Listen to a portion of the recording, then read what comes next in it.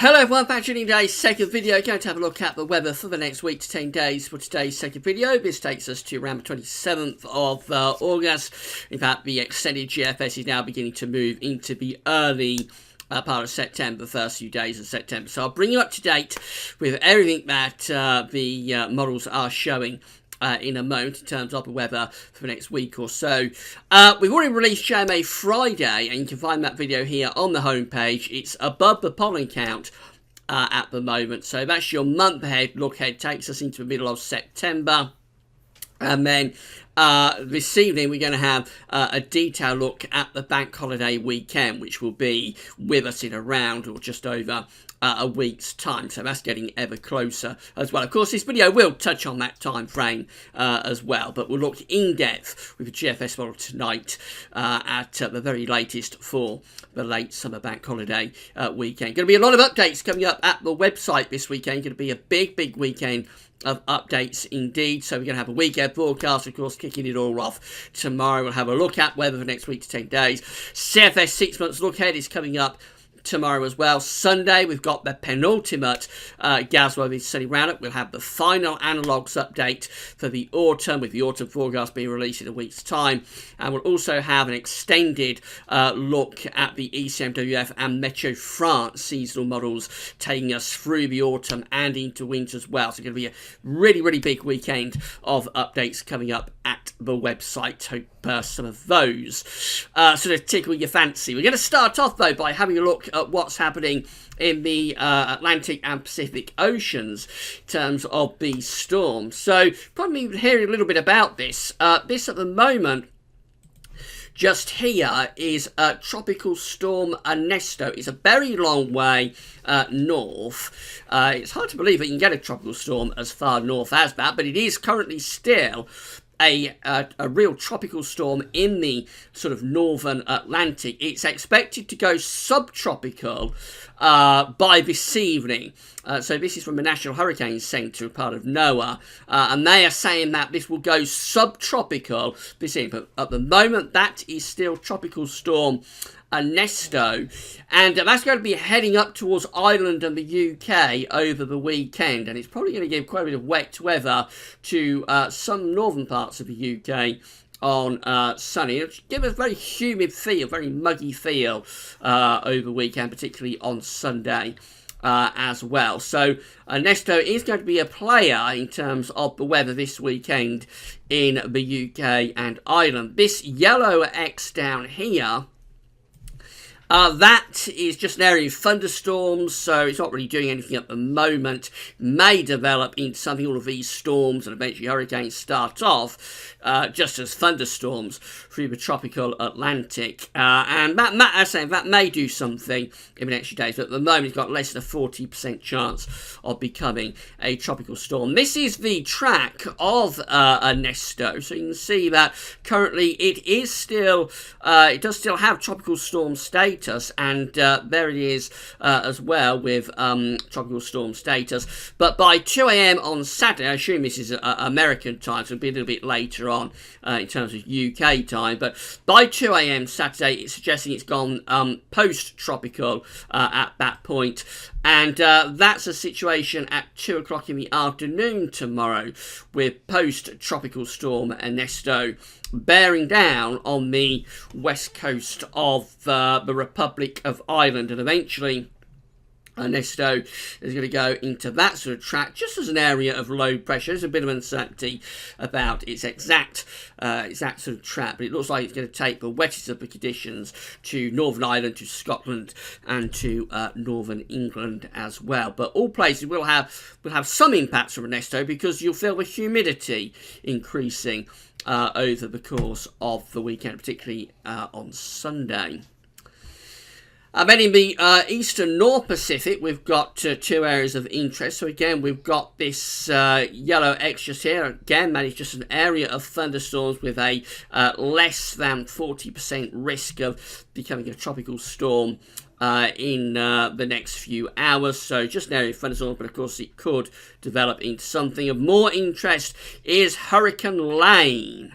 I talked about this yesterday, so this is now Category 1. Hurricane Lane in the eastern North Pacific. It's not in any sort of area of landmass. It's out in the Pacific Ocean. It's going to become a major feature over the next few days. So again, this is the track of Hurricane Lane. That's the current position just there. By tomorrow, Hurricane Lane is becoming a major hurricane. That means it's going up to Category 3 or above, probably Category 3 tomorrow. And then we'll have to see how much it deepens. But by the time you get through to Tuesday, the position of Lane is there. I think that's Honolulu, the islands of Honolulu, just there. So it's to the south of Honolulu at 11 p.m. on Tuesday. But of course, it's not all that far away, so it might give the islands a little bit of a battering there. It's back down to hurricane status from major hurricane status by that point. So a hurricane status is like Category 1, Category 2. Major hurricane status is Categories 3, 4 and 5. I'm not sure how far up that scale this Hurricane Lane is going to get. But you can see that by those black M's there that it is forecast to become a major hurricane for a time from tomorrow through Sunday and into Monday as well. So a major storm in the Pacific, and we're going to be impacted by post-tropical storm Ernesto as well. So things are getting quite interesting from a storm perspective. Of course, it's been a very lively season in the Pacific, but a very quiet season so far in the Atlantic. But it is still very early days for the Atlantic hurricane season. So just because we've had a quiet start doesn't necessarily mean things won't liven up through the main part of season, which is always September and October. And those sea surface temperature anomalies in the Atlantic are beginning to lift up a little bit as well. It was quite cold in terms of the sea surface temperature anomalies in the Atlantic earlier in the summer, but now they are beginning to warm up a bit. So perhaps things are going to liven up in the second half of the Atlantic hurricane season. We'll have to wait and see about that. Right, so you're going to have a look at the GFS temperature and precipitation ensembles the next couple of weeks then. The red line here is the 30-year upper air temperature average for Taunton. We're looking at Taunton in Somerset today. So we're starting off a little bit cooler than average with those upper air temperatures. But the temperatures are going to be rising over the next few days. As I say, it is going to become quite warm and humid in association with the air from post-tropical storm Lane. No, that's post-tropical storm Ernesto. So we are going to see the temperature lifting up a little bit over weekend and into start of next week. Now, as we get through the course of next week, we've got this cooling off period going on in the middle and second half of next week. It's going to become cooler into the run-up to the bank holiday weekend. Then after that, very, very close to average with those upper air temperatures. Not a big deviation. No sign of anything particularly hot coming up, but there will be warm days over the weekend, and particularly into the start of next week. And still looking quite dry as well, you have to say. Plenty of dry weather over the next week down in Taunton. Some precipitation spikes at the end of next week and into bank holiday weekend. Not that many of them, but there are a few there. And then beyond that, into the end of August, start of September, looks pretty dry again. So certainly in the south and the southwest, there's going to be lots of dry weather coming up in the next few days. Temperature anomalies look like that, so still coming out warmer than average for England and Wales, close to average for Scotland and for Northern Ireland. Precipitation anomalies show that it's significantly drier than average again for England and Wales from the 17th to 25th of August. This zone just here, that I assume is going to be the track of, or it's a forecast track, of post-tropical storm Ernesto coming in off the Atlantic into Northern Ireland, southwest Scotland, northern England. To the north of that, you'll notice actually much of Scotland coming out with a drier than average precipitation on it. And again, it looks very dry here across England and across Wales as well. So that's how the GFS is looking for Sunday. So this low pressure just here is the remains of post-tropical storm Ernesto moving in to Ireland and the UK. it doesn't look a particularly deep feature, so I don't think you're going to have to worry about wind with this. It's primarily going to be bringing wet weather and humid air, and that wet weather will be in a very narrow sort of specific band. We've got to get the exact track of that narrow specific area of wet weather, but I think southwest Scotland to Northern Ireland to Northern England looks like the most likely areas to get wet weather from what was Tropical Storm Ernesto.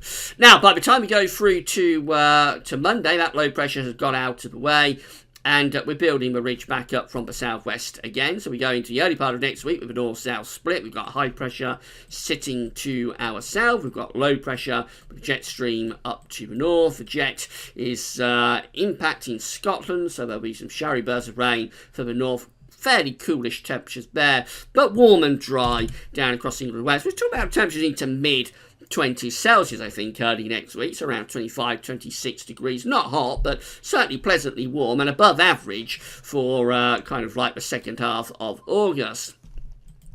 That takes us through to Wednesday and Thursday, when the high pressure is still close. So we're beginning to pull out into the middle of the Atlantic by Thursday. So we start to bring down these slightly cooler northwesterly winds. I mean, that takes us to the end of next week, where we do have a definite push of cooler air from the North Atlantic moving through the country then on Friday, the 24th of August, just before Bank Holiday weekend. Then going into the Bank Holiday weekend, and that's how we're looking on this GFS run. So again, north-south split is maintained. High pressure keeps us south, mainly dry, quite warm. Low pressure keeps the northern parts of the country rather unsettled with showers or longer spells of rain. Of course, it's not a Bank Holiday weekend for Scotland, so it's going to be more unsettled up there by the look of it, but it won't be impacting a bank holiday. But north-south split through the bank holiday weekend on this GFS run. Remember, we'll have a detailed look at the bank holiday for tonight's third video update. We go beyond the bank holiday weekend, so we've gone beyond day 10 now to Tuesday 28th of August. That's how we're looking. So still the north-south split goes on. We've got the high pressure sitting to our southwest. We've got the low pressure up to the north. The jet stream's a bit further southwards, so that's probably bringing quite unsettled conditions to most parts of the country away from the very, very far south and southwest. But overall, it's still the same idea, still the same broad pattern, with the most unsettled weather in the north. The driest weather is going on in the south. We get through to the very end of August, start of September. We begin to get this little build of high pressure back from the southwest again, so maybe turning a bit drier and warmer across all parts of the country for the very start of September. Of course, that's a really, really long way off. ECM is looking like this. So again, we've got the north-south split through the early part of next week. Low pressure never too far away from Scotland will bring more unsettled conditions to them, but for England and Wales, we're close to the ridge, so a reasonable amount of dry weather and quite warm too. Into the second half next week, this is the cooler air moving down from the northwest. Not as much of a northerly showing up now on the model output as we saw yesterday, but this is still a lot cooler as we go through to the end of next week and into the bank holiday weekend, especially for northern parts of the country. We're up to day 10 as far as we can go with the ECM, and that's how we look. Again, it's Monday, 27th of August. This is Bank Holiday Monday, with high pressure to the south, bringing a fairly nice day, I would have thought, to England and Wales. Not overly hot, but fairly dry, pleasantly warm.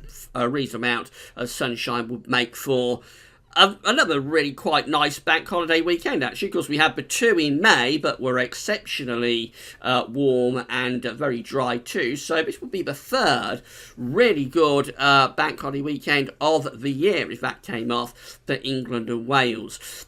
Of course, for Scotland and Northern Ireland, we are close to this area of low pressure, so we'll be bringing some cloud and showery bursts of rain through up there. But essentially, it's still a case of the north-south split goes on. And then finally, we've got the GEM looking like this. So again, we've got the north-south split for the early part of next week, and then through into the second half of next week, gradually we bring down this cooler air from the northwest. It's quite unsettled for Scotland, but it's mainly dry for England and Wales. A little bit more of a northerly with the GEM by the time you get through to Saturday the 25th of August. That's really quite cool air indeed coming down across the country, probably quite showery as well. And then that's how we look at the very end of the GEM run, which is Monday, 27th of August, Bank Holiday Monday, has the high pressure still clinging on like a limpet to the south across the northern parts of France, so still reasonably dry, quite warm for England and Wales, but Scotland and Northern Ireland looking more unsettled, with influence from the jet stream and those areas of low pressure as well. So essentially it's a case of the north-south split goes on through to the end of August anyway.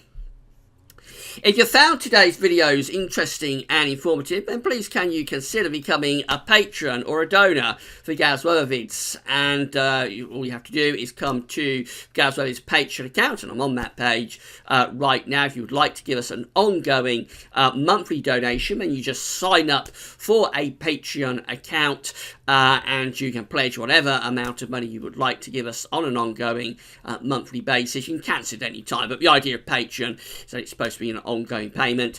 So you sign up for that, you pledge a monthly donation, and you will become a patron for Gaz Weather Vids, and by doing that you will get a shout out in the video, we'll give you a mention, say thank you very much, unless you would rather not have one. If you want to say anonymous, and just leave a little note with your donation and let us know, and that's absolutely fine.